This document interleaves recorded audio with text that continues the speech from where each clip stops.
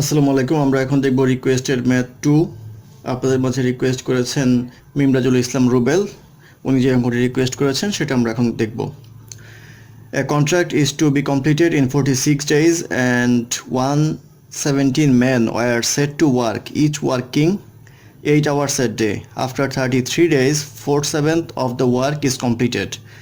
How many additional men may be employed so that the work may be completed in time? Each man now working 9 hours a day. অর্থাৎ বলা আছে একটা contract complete করতে হবে 46 দিনের মধ্যে। 117 জন লোক কাজ করলো 33 দিন কাজ করে 7 ভাগের 4 ভাগ কাজ শেষ করতে পারলো, এবং বাকি কাজ কতজন লোক লাগবে প্রতিদিন যদি তারা 9 ঘন্টা করে কাজ করে, এটা বের করার জন্য। তো এটা আমরা ঐকিক নিয়মেই করতে পারি, খুবই ইজি। সেক্ষেত্রে আমাদের কন্ট্রাক্টটা ছিল 46 ডেজতে কমপ্লিট করতে হবে। তো প্রথমে তারা কাজ করলো 33 ডেজ। 33 ডেজে কাজ করলে তাহলে তাদের ডে বাকি থাকে হচ্ছে 13 ডেজ, অর্থাৎ 46-এ শেষ করতে হবে। আর প্রথমে লোক সংখ্যা ছিল 117, তারপরে লোক সংখ্যা কত সেটা আমাদের জানি না, অর্থাৎ 13 দিনের বাকিটুকু শেষ করতে কত জন লোক লাগবে। আরেকটা ইনফরমেশন দেওয়া আছে, এখানে 4/7 অংশ কাজ শেষ হয়েছিল, তাহলে এখানে বাকি থাকবে হচ্ছে 3/7 অংশ কাজ। আর তারা 8 আওয়ার কাজ করত, এখন যারা থাকবে তারা কাজ করতে হবে 9 আওয়ার করে। তাহলে বের করতে বলা হয়েছে কতজন লোক লাগবে। প্রথমে আমরা অঙ্কটা ঐকিক নিয়মে করার চেষ্টা করব, ইজিলি হয়ে যাবে। সেটা হচ্ছে 33 ডেজ কাজ করবে, পার ডে 8 আওয়ার, তাহলে 4/7 অংশ কাজ করতে পারে 117 জন। তাহলে যদি একদিনে কাজ করতে হয় 8 ঘন্টা, 4/7 কাজ করতে হলে 117 ইন্টু 33। এখন যদি এটা একদিনে 1 আওয়ার করে কাজ করে, অর্থাৎ 1 ঘন্টা করে কাজ করে, 4/7 অংশ কাজ করে, তাহলে সময় লাগবে হচ্ছে 117 ইন্টু 33 ইন্টু 8। তারপরে যদি আমরা চিন্তা করি একদিন কাজ করবে, 1 আওয়ার কাজ করবে এবং সম্পূর্ণ কাজ করবে, তাহলে দিন লোক সংখ্যা অবশ্যই বেশি লাগবে। সেক্ষেত্রে আমাদের আসবে হচ্ছে 117 ইন্টু 33 ইন্টু 8, এটা ভাগ হয়ে যাবে, ভাগ হলে উপরে 7 আসবে, নিচে আসবে হচ্ছে 4।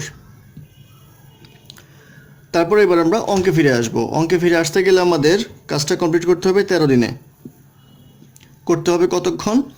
করতে হবে হচ্ছে 9 আওয়ার, ধরি সম্পূর্ণ কাজই করতে হবে। সেক্ষেত্রে এটা আমরা করব 4 ইন্টু 13 ইন্টু 9, কারণ সময় লোক এখন কম লাগবে। 33 ইন্টু 8 ইন্টু 7। আর এখন যদি বলে আমাদের কাজ বাকি আছে হচ্ছে এই 3/7, সেই ক্ষেত্রে 13 দিনে 9 আওয়ারে 3/7 অংশ কাজ করতে লাগবে হচ্ছে ইন্টু 3 ইন্টু নিচে 7, এটা হবে। এখন যদি আমরা কাটাকাটি করি তাহলে পাবো হচ্ছে 7 কাটা যাবে, এটার সাথে এটা কাটা যাবে, থাকবে হচ্ছে 3, এটার সাথে এটা কাটা যাবে, থাকবে 11, 4 এর সাথে 8 কাটা যাবে, থাকবে 2। এটা ক্যালকুলেট করলে আসবে হচ্ছে 198, অর্থাৎ 198 জন লাগবে 13 দিনে শেষ করতে। প্রশ্নে বলা আছে how many additional man may be employed, অর্থাৎ এডিশনাল ম্যান কয়জন লাগবে। আগে লেগেছিল 117 জন, এখন লাগছে হচ্ছে 198 জন। সেক্ষেত্রে বিয়োগ করতে হবে, বিয়োগ করলে আসবে 81 হবে এই কোশ্চেনের অ্যান্সার। এখন উনি মেইলে একটা স্ক্রিনশট দিয়েছেন অঙ্কের সমাধান সহ, সেটা আমি একটু দেখানোর চেষ্টা করছি। সেটা হচ্ছে ওয়ার্ক দেওয়া ছিল 4/7 ইজ টু 3/7, ডে যেটা ছিল সেটা লাগতো হচ্ছে ফার্স্ট পার্টের জন্য 13, তারপর অনুপাত হচ্ছে 33। আর আওয়ার, কত আওয়ার কাজ করতে হবে সেটা ছিল 9:8, এবং সবগুলির প্রপোর্শনের সাথে আরেকটা প্রপোর্শন ছিল 117:x, অর্থাৎ এই সবগুলির সাথে এটা যাবে।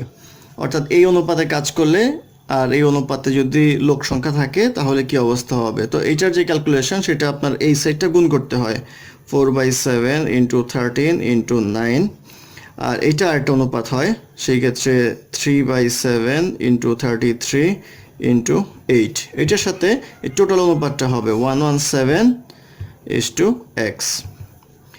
চক্রক্রমিক হিসেবে যদি আমরা চিন্তা করি তাহলে এটাকে আমরা লিখতে পারবো 4/7 ইন্টু 13 ইন্টু 9 ডিভাইডেড বাই হবে 3/7 ইন্টু 33 ইন্টু 8 ইকুয়াল টু হবে আমাদের 117/x। তো এটা যদি আমরা কোনাকুনি গুণ করি তাহলে আমরা x ইকুয়াল টু 198 পাবো। ওই আগের মতোই এখানে 198 এসেছিল, এখানে 198 আসলো। তো এই 198 যখন আমরা পাবো আমাদের এডিশনাল লোক লাগবে কয়জন? একইভাবে 198 থেকে 117 বিয়োগ করতে হবে 81। এই 81 হবে এই কোশ্চেনের অ্যান্সার। ধন্যবাদ আমাদের সাথে থাকার জন্য।